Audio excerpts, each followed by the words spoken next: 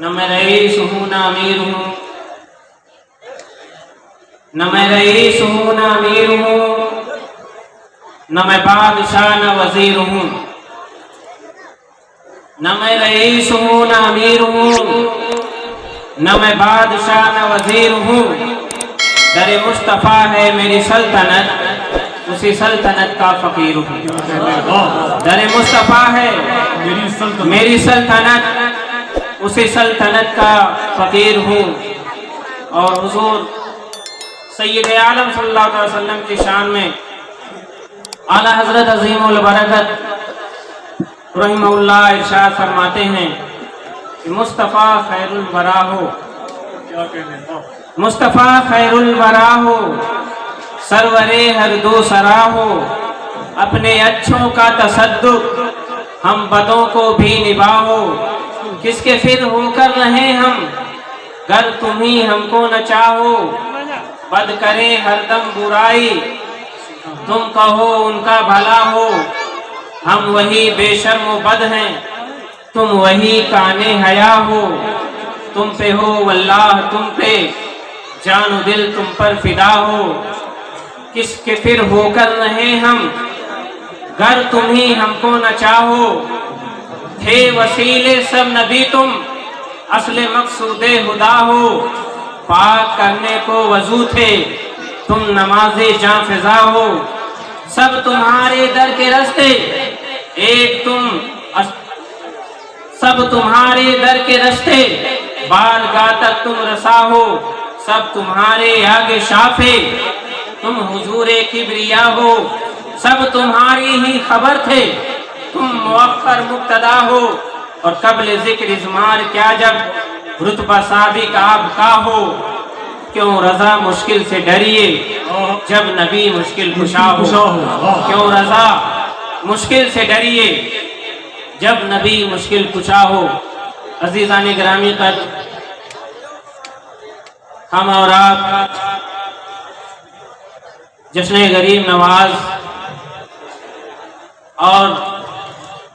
دستار بندی کی ایک محفل میں شرکت کی سعادت حاصل کر رہے ہیں۔ علماء کرام کی ایک لمبی فہرست ہے جن سے ابھی آپ بیان سماعت کریں گے۔ تھوڑی دیر کے لیے میں آپ کے سامنے حاضر ہوں، انشاءاللہ العزیز کچھ ہی لمحوں میں آپ کے سامنے سے رخصت بھی ہو جاؤں گا۔ بس گزارش اتنی ہے کہ تھوڑی دیر آپ توجہ کے ساتھ سماعت کر لیں، کیونکہ ہمیں سنانا تو آتا ہے لیکن جگانا نہیں آتا۔ جگا کر سنانے والے حضرات وہ جو بڑے بڑے مقررین ہیں، جو اچھے خطیب ہیں، وہ آپ کو جگا بھی لیتے ہیں اور آپ کو سنا بھی لیتے ہیں، لیکن سنانے کا کام تو تھوڑی دیر کر سکتا ہوں لیکن جگانے کا کام نہیں کر پاتا ہوں، اس لیے آپ لوگ جاگتے رہیے گا۔ ہماری اور آپ کی یہ مشترکہ سعادت مندی ہے کہ ہم ایسے جلسے میں شرکت کر رہے ہیں کہ جس کو خواجہ غریب نواز سے منسوب کیا گیا ہے، دستار بندی ہے حفظ کی، اور اس جلسے کو خواجہ غریب نواز سے منسوب کیا گیا ہے۔ یہ ذہن دینے کے لیے کہ حضور خواجہ غریب نواز کی زندگی کی جو شروعات ہوئی ہے وہ علم ہی سے ہوئی ہے۔ آج ہم بزرگوں کو جانتے ہیں، جو مانتے ہیں، یا ہمارے سامنے بزرگوں کو جو پیش کیا جاتا ہے وہ بس ایک اس طور پر کہ وہ بہت بڑے بابا تھے اور بہت کرامتیں جو ہے انہوں نے دکھائی۔ ان کے علمی وقار کو یا ان کے علمی معیار کو ہم یا تو پیش نہیں کر پاتے یا تو یہ کہ ہم اس کو سننا نہیں چاہتے۔ حضور خواجہ غریب نواز 20 سال تک علم حاصل کیے، 20 سال کے بعد اپنے پیر و مرشد کی طرف اور ان کو ڈھونڈنے کے لیے نکلے، ذہن دینے کے لیے کہ کسی پیر سے بیعت ہونے سے پہلے قرآن و حدیث کا علم سیکھ لو، جب قرآن و حدیث کا علم ہو جائے گا تب تم صحیح پیر بھی تلاش کر لو گے اور تمہیں منزل بھی صحیح مل جائے گا۔ جب تک علم تمہیں حاصل نہیں ہے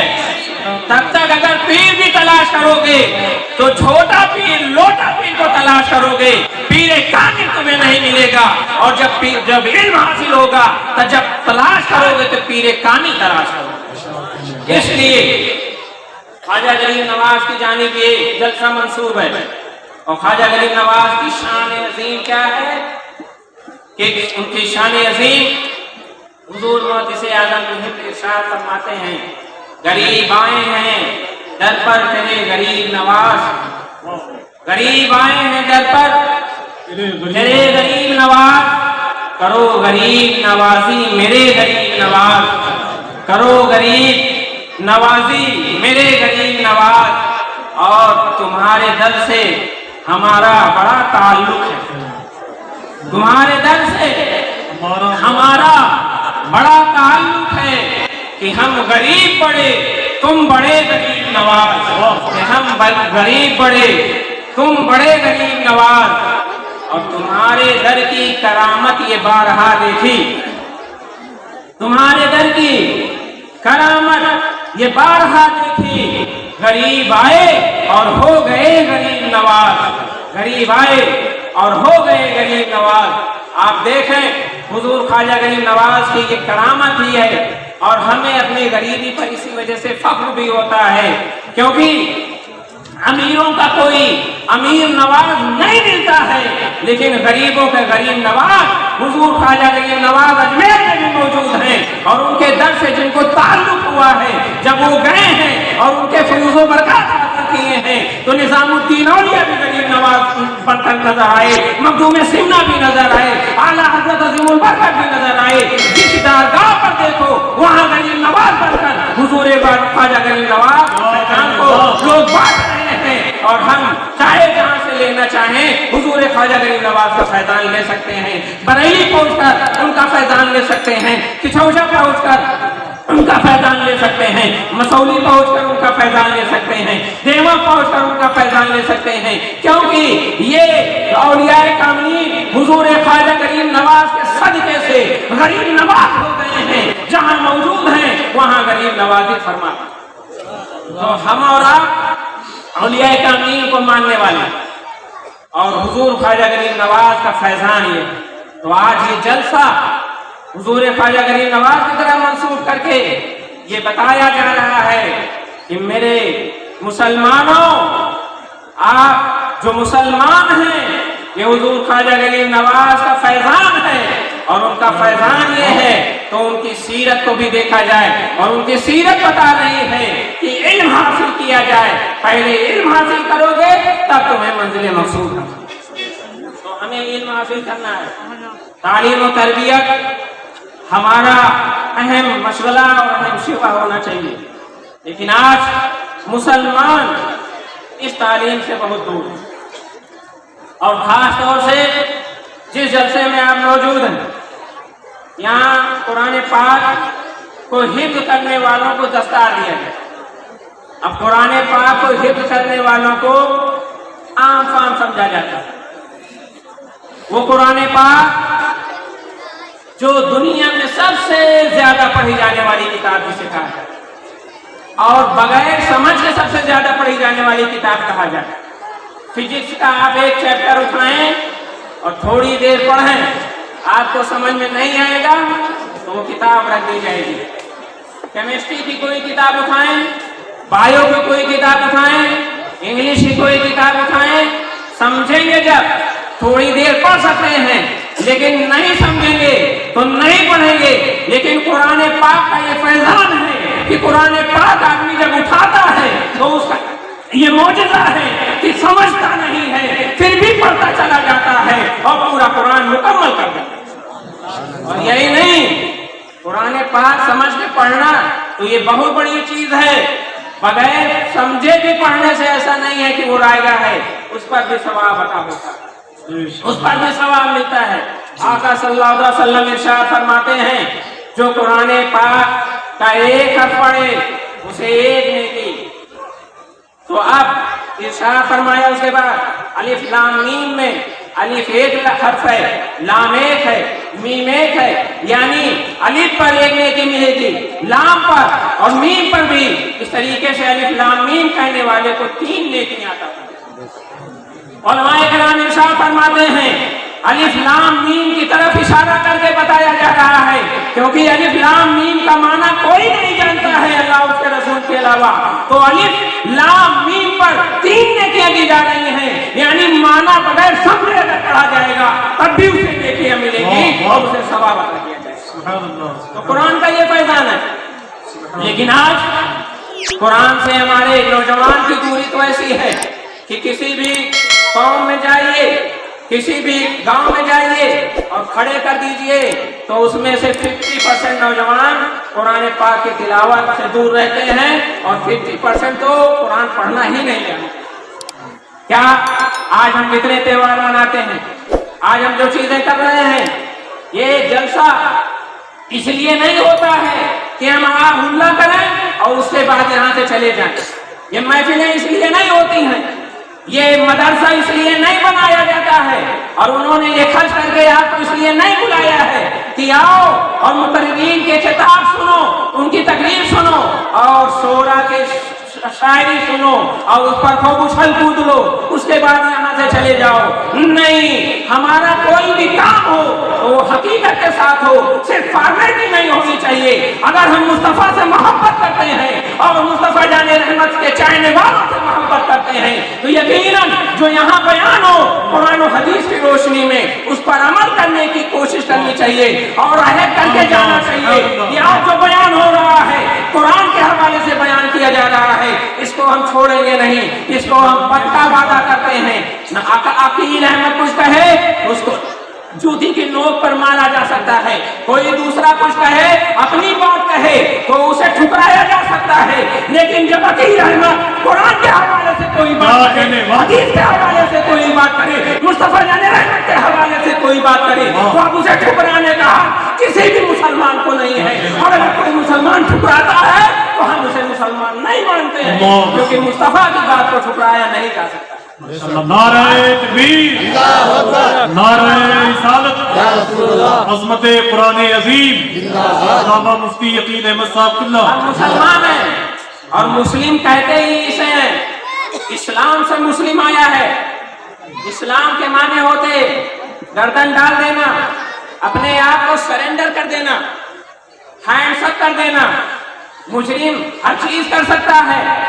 لیکن جب وہ اپنے آپ کو ہینڈز اپ کرتا ہے، اپنا ہاتھ کھڑا کر دیتا ہے تو اب بھاگ سکتا ہے لیکن بھاگے گا نہیں، کیونکہ اس نے آپ کو سرنڈر کر دیا ہے۔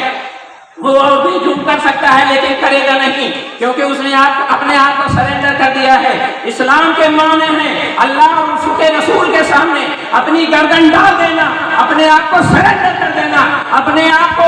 ان کا فرمانبردار بنا لینا۔ اب جب ہم اسلام کے ماننے والے ہیں تو ہم مسلم ہوئے، یعنی اسلام کا سبجیکٹ جو آتا ہے وہ مسلم ہوتا ہے، اسلام کا فاعل جو آئے گا وہ مسلم ہوگا، اور سبجیکٹ میں جب تک وہ چیز نہیں پائی جائے گی وہ تب تک سبجیکٹ نہیں رہے گا۔ جیسے ڈرائیو ہے، ڈرائیو مانے چلانا،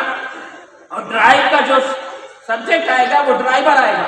چلانے والا۔ جب تک اس کے اندر ڈرائیو نہیں ہوگی تب تک وہ ڈرائیور نہیں کہا جائے گا، ڈرائیور اس وقت کہا جائے گا جب اس کے اندر ڈرائیو پائی جائے گی۔ ایسے ہی مسلم وہ ہے جس کے اندر اسلام پایا جائے، اور اسلام کے معنی ہوتے ہیں سرنڈر کر دینا، مصطفیٰ جان رحمت کے حکم کے سامنے، اللہ کے حکم کے سامنے اپنے آپ کو سرنڈر کر دینا، ہینڈز اپ کر دینا، یہی مسلمان ہونا ہے۔ اگر آج مصطفیٰ جان رحمت کے شریعت کے سامنے اپنے آپ کو میں نے سرنڈر نہیں کیا ہے تو ہم کیسے کہہ سکتے ہیں کہ ہم مسلمان ہیں؟ مسلمان ہونے کے لیے ضروری ہے کہ یہ کہنا پڑے کہ مصطفیٰ نے فرمایا ہے सरे तस्लीम खम है और अपने गर्दन झुका कर हम कहेंगे कि हम इसे करना है। तो मुसलमानों, अगर हम मुसलमान हैं, अगर हम इस्लाम को मानने वाले हैं, अगर हम कुरान को मानने वाले हैं, तो आज इस महफिल में आए हैं, इस जलसे में आए हैं, तो आज हम ये पैगाम यहाँ से लेकर जाएं कि हमें मुस्तफ़ा जाने रहमत के हवाले से अगर कोई बात बताई जाएगी तो हम उसे जरूर मानेंगे। अगर हमें मुस्तफ़ा जाने रहमत के हवाले से कोई बात सिखाई जाएगी तो हम उसे जरूर मानेंगे। अगर आप ये तहैया करके उठते हैं यहाँ से, यकीन मान लीजिए आप भी कामयाब हैं और ये जलसा भी कामयाब है और यहाँ आने वाले भी कामयाब होंगे। और अगर ऐसा नहीं है, बस आए, फॉर्मेलिटी हुई, तो फिर समझ लीजिए हमारा क्या हाल है और आज क्या हो रहा है। इसलिए मैं आपसे गुजारिश करूंगा, बयान दूसरा होना है, उस बयान की बशारत देने के लिए मैं यहाँ आया हूँ कि जो बयान हो उस पर अमल करने की कोशिश करें और उस पर अमल करने का तहैया करें। तो क्या आप लोग आज जो बयान होने वाला है उसको सुनकर उस पर अमल करने के लिए आमादा हो रहे हैं कि नहीं? होंगे कि नहीं? उस पर अमल करेंगे ना? तो एक पैगाम यहाँ से लेते जाइए कुरान पाक का और इस्लाम का और मुसलमान होने के तौर पर कि इंशाअल्लाह अज़ीज़ आज से हमारी नमाजें कज़ा नहीं होंगी, आज से हमारी नमाजें कज़ा नहीं होंगी। क्योंकि नमाज, मैं जानता हूँ